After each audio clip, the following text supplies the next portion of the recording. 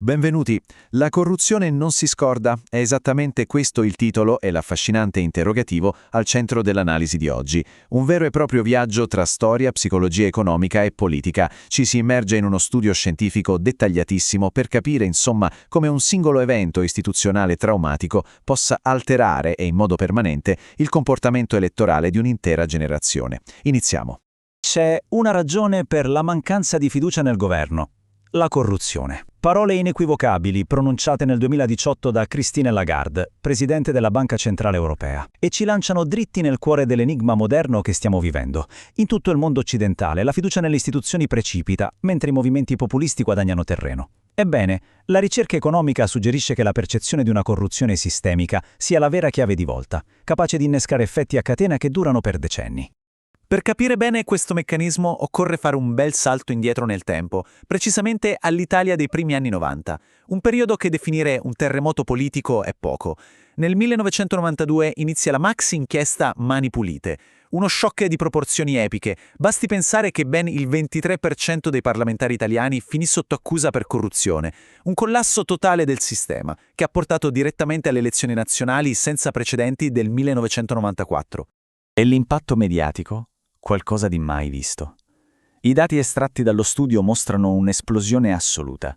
Tra il 1992 e il 1994, le menzioni della parola corruzione sui grandi quotidiani come il Corriere della Sera e i minuti dedicati nei telegiornali raggiunsero vette storiche.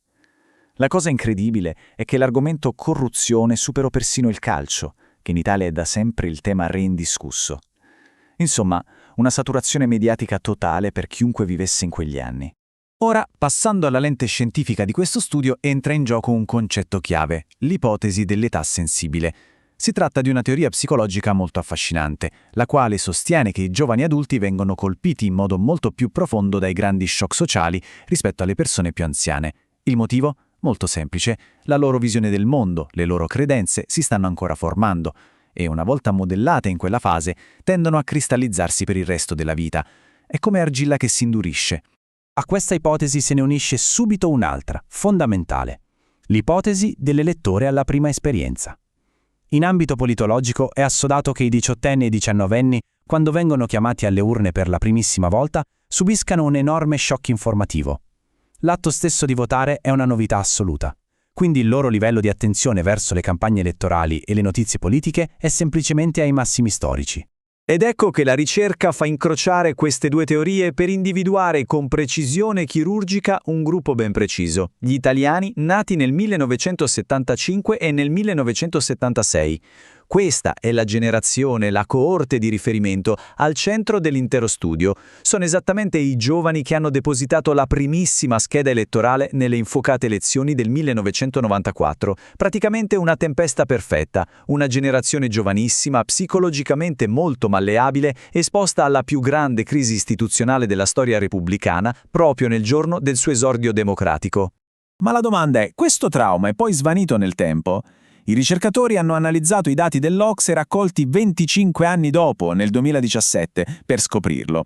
E la risposta è un secco no. 3 pilastri dello Stato hanno subito un vero e proprio crollo di legittimità permanente per questa specifica generazione. Si parla del Parlamento nazionale, del governo nazionale e dei dipendenti pubblici. Una ferita che non si è mai rimarginata. Il vero punto di svolta dello studio emerge mettendo a confronto proprio questi elettori esordienti del 1994 con tutte le altre generazioni.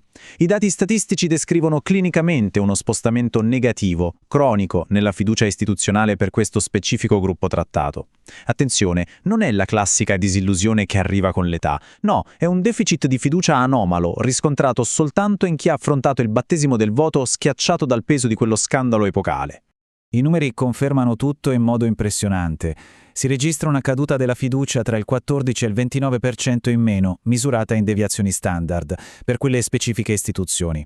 Un calo statistico davvero massiccio, ed è fondamentale ribadire la rigidità del metodo scientifico applicato. I ricercatori hanno isolato e controllato ogni variabile possibile, dall'istruzione alla regione, al sesso, fino alla religione.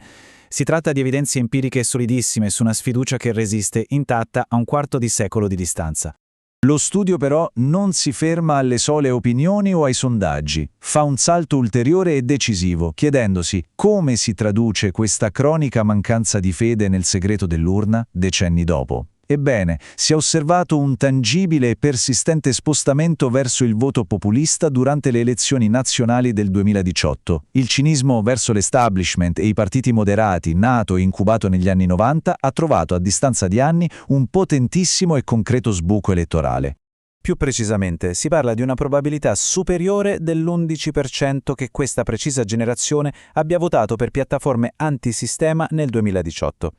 Guardando il dato con assoluta e rigorosa neutralità politica, ciò che sbalordisce scientificamente è la catena causale, una forte disillusione giovanile innescata da un trauma, che sedimenta in silenzio nel tempo, per poi riattivarsi quasi 30 anni dopo con un sostegno oggettivo a movimenti che sfidano lo status quo. Certo, ci si potrebbe chiedere se ci siano altre cause. I ricercatori se lo sono chiesti e hanno fatto test rigorosissimi. Quegli stessi anni furono segnati anche da una brutale crisi economica e da tragici e sanguinosi attentati mafiosi.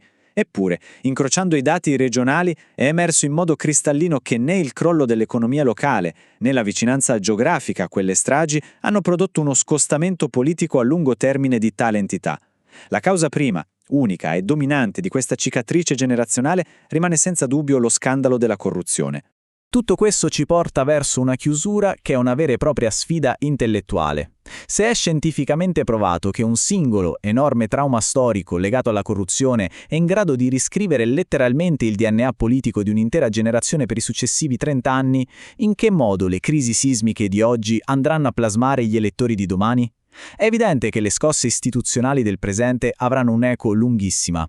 L'analisi di oggi si conclude qui, lasciandoci esattamente con questo cruciale interrogativo.